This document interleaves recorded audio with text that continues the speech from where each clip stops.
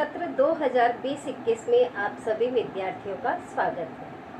बच्चों, आज हम पढ़ने जा रहे हैं विज्ञान प्रथम का पहला पाठ, जिसका नाम है गति के नियम। तो आइए हम पढ़ने जा रहे हैं गति के नियम। इस पाठ के अंतर्गत हम निम्न पॉइंट्स के बारे में पढ़ेंगे। पहला पॉइंट है पिंड की गति, दूसरा दूरी और विस्थापन, तीसरा त्वरण, चौथा न्यूटन की गति के नियम और समीकरण। तो बच्चों, पहला टॉपिक हम पढ़ रहे हैं पिंड की गति।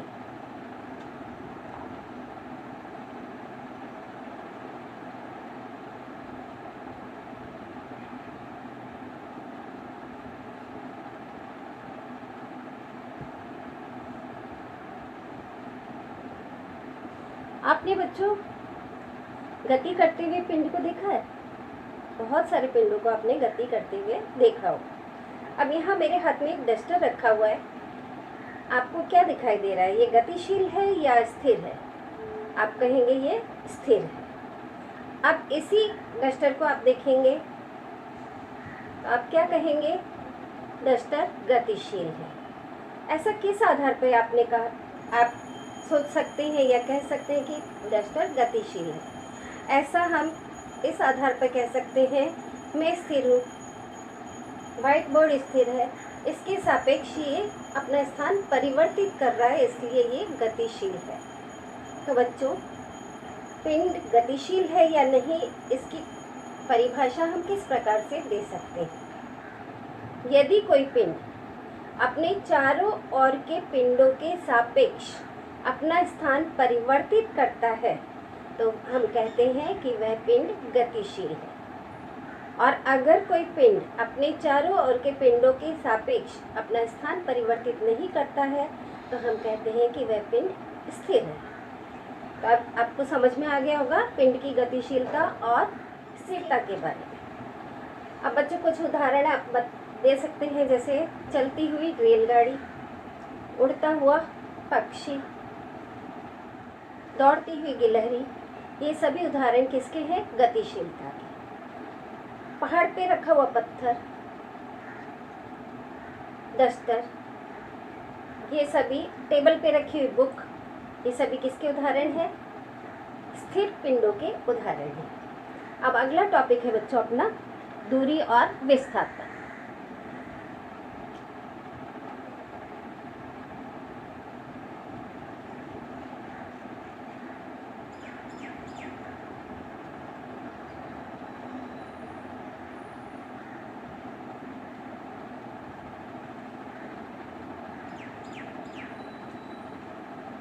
यहाँ बच्चों एक बिंदु है और इस बिंदु को हमने नाम दिया है ए बिंदु। इस बिंदु से एक पिंड इस बी बिंदु तक आता है। बिंदु का नाम क्या है? बी बिंदु। ये बिंदु पर इस तरह से आ सकता है, इस तरह से घूमता हुआ भी आ सकता है। इन दोनों रास्तों में से कौन सा रास्ता बड़ा है? जाहिर सी बात है, ये वाला रास्ता बड़ा है, उसकी अपेक्षा ये रास्ता छोटा है। बच्चों, क्या इससे भी छोटा कोई रास्ता हो सकता है ए से बी बिंदु पर जाने के लिए? हाँ, और वह रास्ता कौन सा होगा? डायरेक्ट यहाँ से बी बिंदु तक जाने का। तो ये सबसे छोटा रास्ता है। तो अब यहाँ पे दूरी और विस्थापन की परिभाषा बच्चों, दूरी यानी ए से बी तक जाने के लिए हम बहुत सारे मार्गों को अपना सकते हैं। ये रास्ता है, ये रास्ता है, ये रास्ता है, कोई और भी रास्ता होगा।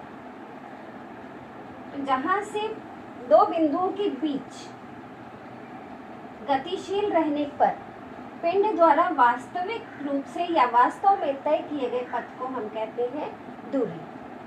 वो दूरी ये भी है, ये भी है और ये भी है। अब विस्थापन। विस्थापन की परिभाषा बनती है बच्चों, गतिशीलता के प्रारंभ बिंदु और अंतिम बिंदु के बीच की सबसे कम दूरी को हम क्या कहते हैं? विस्थापन। तो यहाँ पे विस्थापन कौन सा हुआ? ए से बी तक का ये रास्ता। और दूरी में क्या आ जाएंगे? ये भी है दूरी, ये भी है दूरी और ये तीनों दूरी है। उन दूरियों में सबसे कम दूरी जो होगी वो क्या कहलाएगी? विस्थापन। तो अब आपको दूरी और विस्थापन दोनों की परिभाषा समझ में आ गई होगी। अब बच्चों, अगर कोई पिंड वृत्ताकार पथ पे गति कर रहा है तो हम देखेंगे कि वहाँ दूरी और विस्थापन कैसे होता है। माना एक पिंड,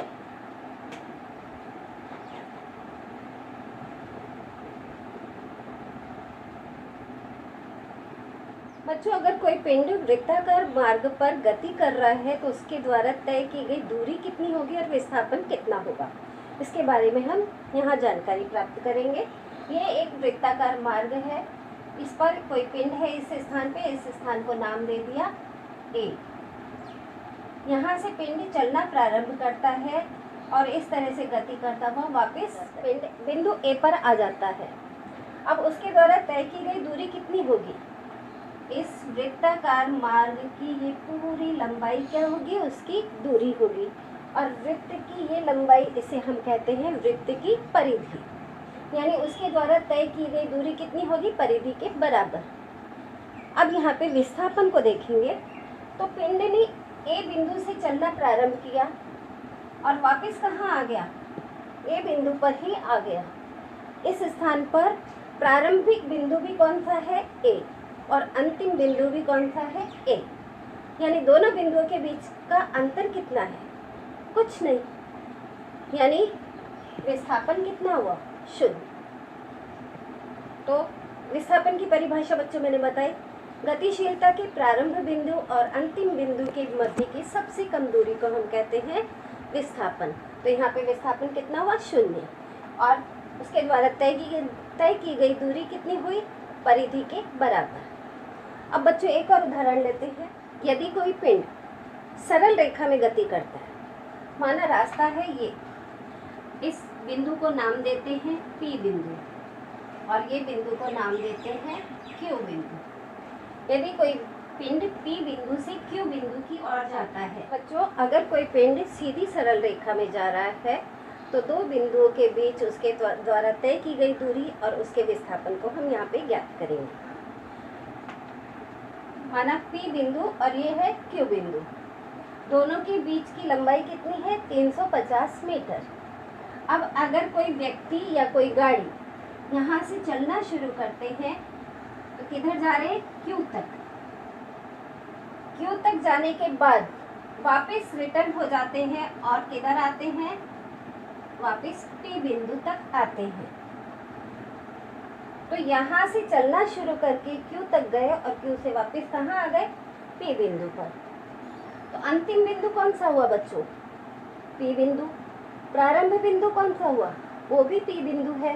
तो दोनों बिंदुओं के बीच अंतर कितना हुआ, शून्य, इसलिए यहाँ पे विस्थापन कितना होगा, शून्य।